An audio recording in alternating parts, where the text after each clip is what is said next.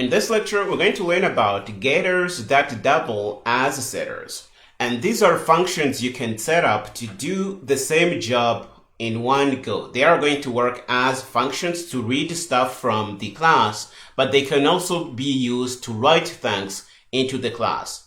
Let's see how you can do this. Here we have the same dog class we have seen all along. We have our constructors, we have our destructor, we have our member variables down here. But you see that the section for setters and getters has really shrunk to only 3 functions. That's because each of these functions here is going to double as a getter and a setter. And the way we do that, we're going to return references to our member variables. This is the trick here. So when we return this reference could in turn be used to modify the member variable of the object. So for getName, we're going to return dog name reference. For getBreed, we're going to return a reference to the member variable, dog breed here. And for the age, we're going to return a reference to our age member variable here. So when you do something like this, we will be able to do all kinds of crazy things as you see here. So for example, we have our dog object. We can printful. This is something we have done before. We can get name and print the name of the object. But one crazy thing we can do now is use the syntax you see here. We can say dog1 get name and do an assignment like this. And this is possible because get name is now returning a reference. So we can modify our objects like this. And the same function is being used as a getter. You see, we get the name and we print that. And it is used as a setter because we can go through syntax like this to modify the object. This is what we're going to be learning about in this lecture. So let's head over to Visual Studio Code and see how we can do this. Okay, here we are in our working folder. The current project is getters that double as setters. We're going to use the last lecture as a starting point. So we're going to grab everything from there and we're going to put that in this lecture here. And we're going to open this in Visual Studio Code by dragging and dropping here. This is going to open our folder. And we can go in the main function and take out everything we don't need really, all the gibberish here. We're going to just leave in our object and we're going to take out all these function calls here. And we're going to take out all these functions. Let's do that. And we want to modify our class so that it has one pair of functions that are going to double as getters and setters. So the first thing we're going to do is to modify how we are modeling our name and breed member variables. Because right now we are using std string view and you can't really modify an std string view. An std string view is meant to give you a view over some string in memory, but you can't go through a string view to modify data. It's not meant to be used that way. So the first change we're going to do here is change our member variables not to be string views anymore. They are going to be std strings. And Visual Studio Code has a cool way to apply changes throughout the entire file. So here we are in our header file. What we're going to do is select string view here, the entire thing, and we're going to right click and we're going to have an option to change our occurrences. So we're going to click this and we're going to have a cursor we can use to modify things. So we're going to, what is happening here? I don't know what just happened, but we can select std string view here again, and we're going to right click and change all occurrences of this text here.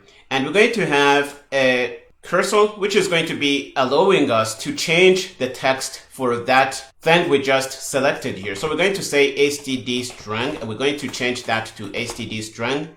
And this is going to be okay. Every occurrence of std string view was changed to std string in our code here. And after this change, we need to change the constructor to take by const reference because we don't really want to copy strings. So we're going to say const string reference here. This is good practice. And we're going to say const std string reference for the breed name here.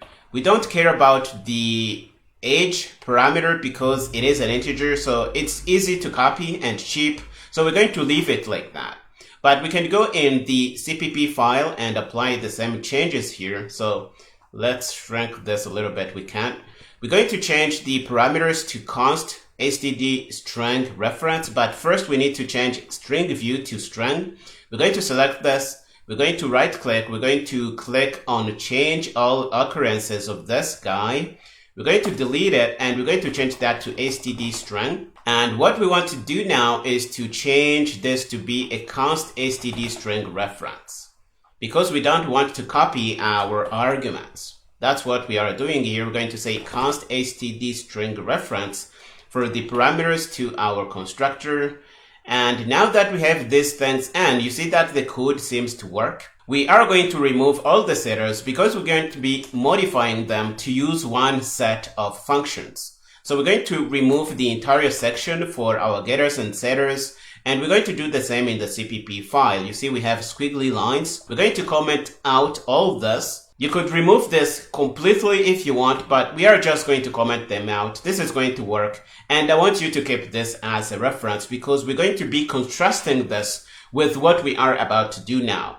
So we're going to head over in our header file and we're going to put in 3 sets of functions. We're going to put in a function which is going to return std string. Let's do that. It's going to return a reference and it's going to be called name. And we're going to head in the body and we're going to return mname. This is the function that is going to double both as a setter and a getter. It's going to be able to do that because we are returning a reference here. So if we just want to read from the member variable, we can read from that reference and be done with our business. But if we want to modify this member variable of our class, we can use that reference to do that. So we can basically call this function and use the reference that it returns to apply changes to this member variable here. And this is really cool. So we're going to do the same to our breed member variable. We're going to say std string, and it's going to be returning a reference. We're going to say breed, and we're going to return the member variable as a reference. Okay, this is going to work. And we're going to do the same for age. We're going to say unsigned int age. That's what we're going to return. We're going to return a reference. Let's say that. And we're going to return age in here. This is really cool and easy. Now, return age. And we should align these guys properly. Let's do that. And now that we have these guys in, we can head over to the main function and really try using them. Okay, we have our dog object. We can, for example, print the information from it. We can say dog1 and say printful. This function is still in. If you go back, you're going to see that we have it, and we have it in our implementation file, and it is doing the same thing it's been doing in the last lecture. So if we do this, we're going to print the information about the dog object, but we can even read through the member variable directly. For example, we can say dog name and say dog1 name. We have the function here and we can use it like this. This is going to print the dog name. So let's try and build this with GCC so that you can see that these things are actually working. You see the build is good. We can bring up a terminal and run rooster. If we do that, we're going to see the information from dog printful here. We're going to see information about the dog, but you see that we can use our function, which is name, as a getter. Okay, so in this case, it is being used as a getter, but we can also use it as a setter and modify data in our object. And we are going to go down here and do that. I think we can bring this line up a little bit and say modify the object. And the way we do that, we're going to say dog1 and say name. We're going to call our name function, but we know that it is going to return a reference. So we can do stuff with that reference and use that on the left of an assignment expression here. So we're going to assign something to this name, and let's change this, for example, to Milou. And this is going to change our object. And in this case, we are using our name function as a setter. And hopefully you can see that the same function has essentially doubled both as a getter and a setter here. Let's go down and call dog1 printful and show you that the data has actually changed. So for the first print here, we're going to see the name Fluffy, but for the second print here, we're going to see the name Milou printed out on the console. And this is really cool. So let's build with GCC, and we are going to see that the build is good. We can clear and run rooster. For the first print, we're going to see the name as Fluffy. For the second print, we're going to see the name as Milou, and we have successfully changed our object through a single function, which is doubling both as a getter and a setter here. But we have one problem. Because this function is not marked as const, we can't really use it on const object. If we try to call it, we're going to get a compiler error because it's not flagged as const. So what do we do here? So let's come here and really show you that if we change this to be a const object, the call here is not going to work because name is not a const member function, so it could potentially modify our object. And if we have a const object like this, we don't want to be modifying that anyway, like we do here. So what do? Because we want to still keep the flexibility to use this function as a getter here. What you can do is overload based on constness, and we're going to do that here. What we're going to do is set up another function called name, essentially going to copy this and paste that in here. And we're going to be returning a const reference because we want this to be used with const objects. And we need to set this object as a const member function because we want to ensure that it's not going to be used to modify our object in any way. But we want to also make sure that the reference we return is a const reference which will never be used to modify this object ever. And this is how we can really do this and overload functions. Now, if we go back to our main function, we're going to see that the call here to just read and use our function as a getter is working, but the call here to try and modify the object is not going to work. And this is really what we want if we want to use our function on const objects. So let's try and build and show you that this is going to do what we want. We are going to build with GCC. Okay, the build is good. We can clear and run Rooster.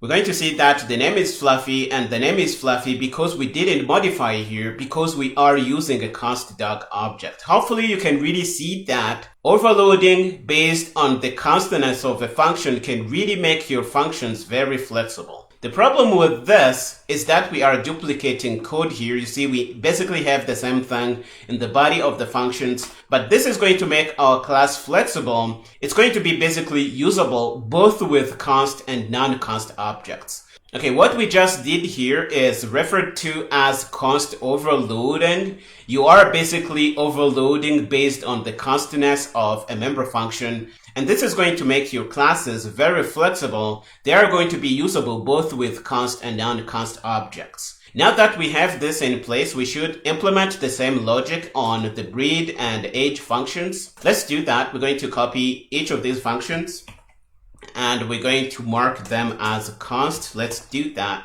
We're going to make the function a const member function, and it's going to be returning a const reference. I think this is it. Okay, this is it. We're going to go down and do the same thing for the age function, or member function, I should say. It's going to be a const member function, let's say that, and it's going to return a const reference to unassigned int. This is how we say this here. And now, if we have an object which is not a const object, let's do that. We're going to see that we can both modify and read from the object, and let's uncomment this and build. You're going to see that this is going to build fine. It's going to be using non-const member functions to do things here. The compiler is smart enough to choose what it needs. You see, for the first print, dog name is Fluffy, but the name was changed to Milou through this call here. If we change this guy to const, we don't want to be able to modify this through the name function here, but we still want to keep the ability to call this function to read. And this is going to work. You're going to see that if we build with GCC, this is going to work just fine. The build is good. We can clear and run Rooster. The first print is going to say Fluffy, and the second guy is going to say Fluffy. This is working as expected. This is really all I wanted you to see in this lecture, that you can set up functions that double both as getters and setters, and we had a chance to see how we can use const overloading to make this work both for const and non-const objects. This is really all we set out to do in this lecture. I hope you found it interesting.